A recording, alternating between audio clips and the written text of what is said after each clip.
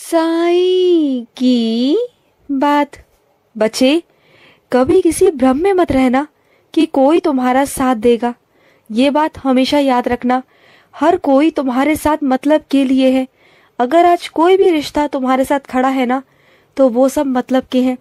जिस दिन उनका मतलब निकल जाएगा, उनकी जरूरतें खत्म हो जाएंगी ना, तो वो तुम्हारा साथ छोड़ देंगे। देखना तुम। इसलिए कहता हूँ कि हर किसी पर भरोसा मत किया करो।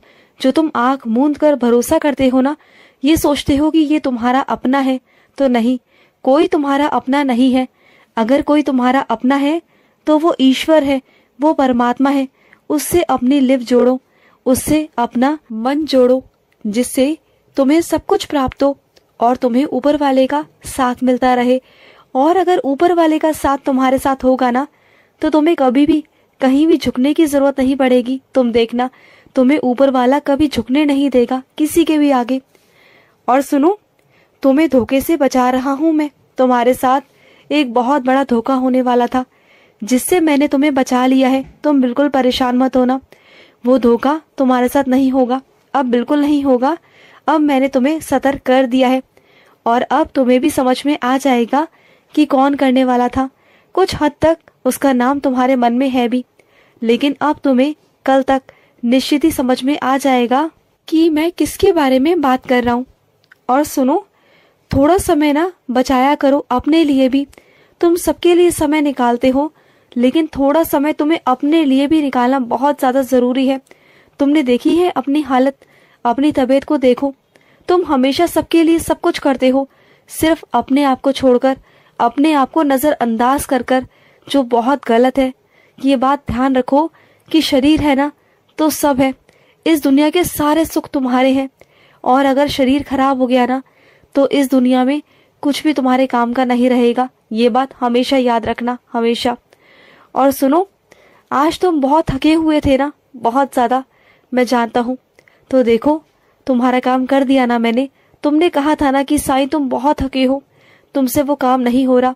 तो देखो, मैंने तुम्हारा काम वो आसान कर दिया ना। और कैसे कर दिया, ये तुम बहुत अच्छे से जानते हो। और सुनो मेरे बच्चे, और याद है ना तुम्हें, कुछ दिन पहले तुमने मुझसे कुछ कहा था ना, वो मैंने पूरा कर दिया है।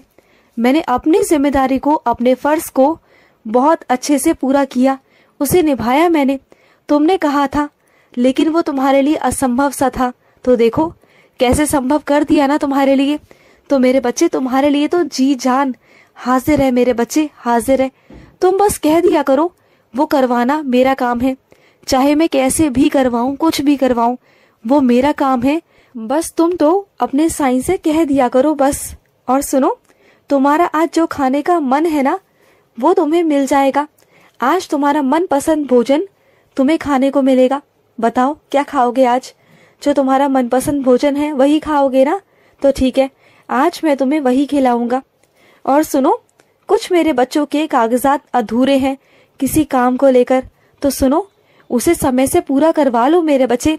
यूं रोज टालो मत, जितना टालते जाओगे वो टलता जाएगा, और जितना जल्दी उस काम को पूरा कर लोगे तो तुम्हारे लिए ही सही रहेगा मेरे बच्चे। और सुनो, मेरा ध्यान करना शुरू करो।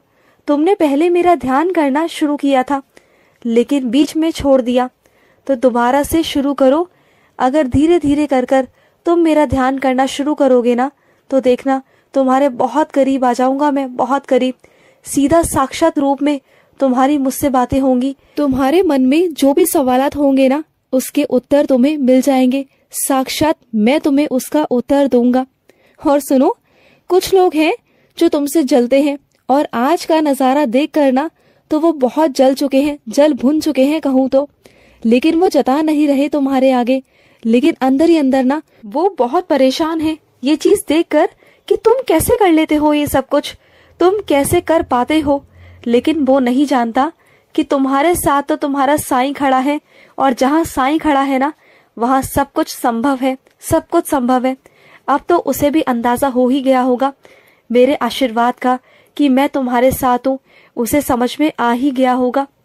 और देखो, तुम महादेव के तीर्थ स्थल पर जाना चाहते हो ना, मैं जानता हूँ तुम जरूर जाओगे, जरूर।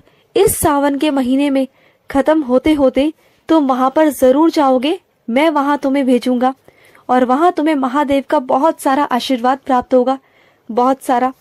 और सुनो, नशे की आदत से ना हमेशा दूर रहना। अगर किसी चीज की लत लग रही है ना तो वो तुम्हारी गलत है, उससे दूर हो जाओ। अभी शुरुआत है, अगर अभी से अपने आप को काबू कर लिया तभी कर पाओगे।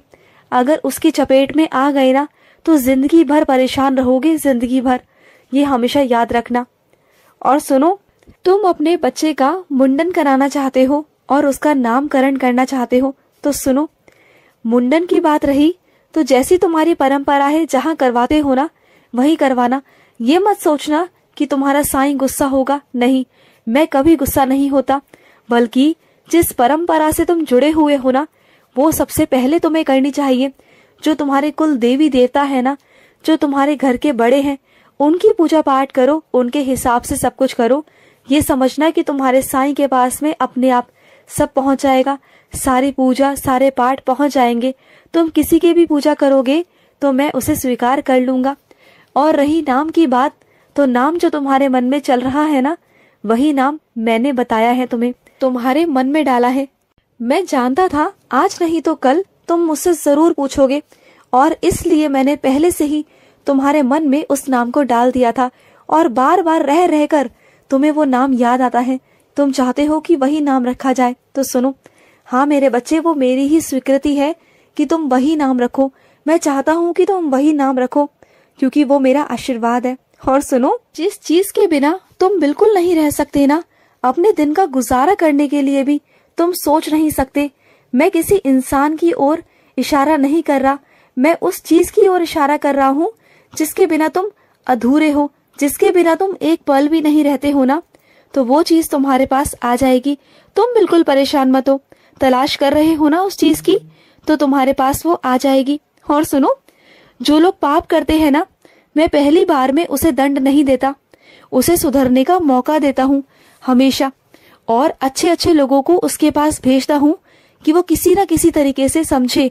लेकिन अगर वो नहीं समझता ना तो मैं उसे अपने तरीके से समझाता हूँ।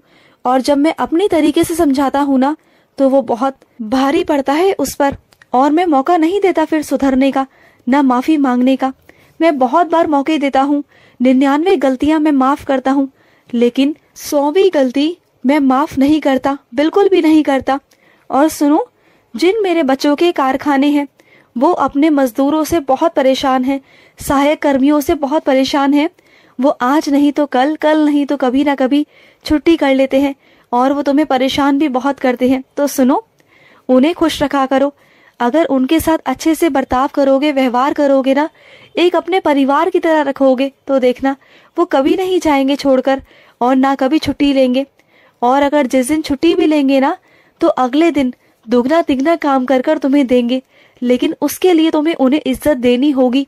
ये मत समझो कि वो तुम्हारे यहाँ नौकरी कर रहे हैं, ये मत सोचो, क्योंकि कोई भी किसी की किस्मत का नहीं खाता और ना ही कोई किसी की किस्मत का उसे देता है।